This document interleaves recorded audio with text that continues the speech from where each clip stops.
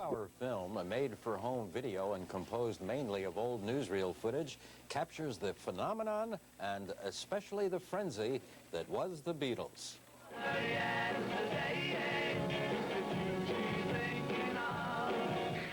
They were four working-class teenagers from Liverpool. Not long before they landed here, they had been playing non-paying gigs in coffee bar cellars. In 1963, Capitol Records refused to sign them to a contract saying they would mean nothing in America. It's wild!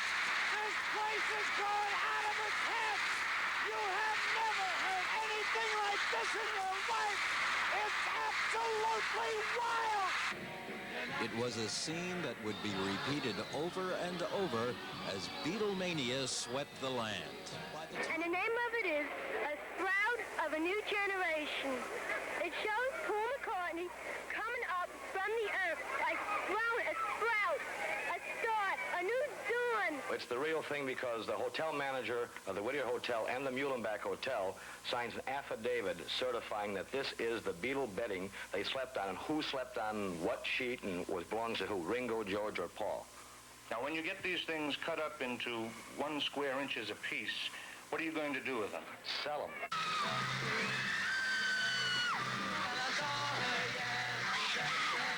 They had become stars in England when manager Brian Epstein cleaned up their act. He refused to allow John Lennon to pose for any more photos with a toilet seat around his neck. But they retained their sense of humor. Who came up with the name Beatles, and what does it really mean? John thought of the name Beatles, and he'll tell you about it now. It means Beatles, isn't it? You know, that's just a name. You know, like shoe. Imagine the shoes. You see, we could have been called the Shoes for all you know.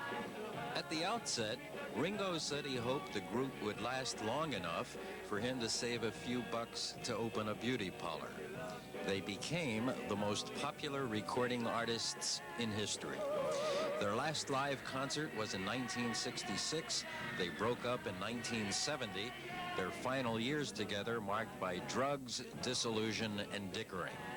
But as their record producer, George Martin, says in this fascinating film, quote, "The great thing about the Beatles is that they were of their time.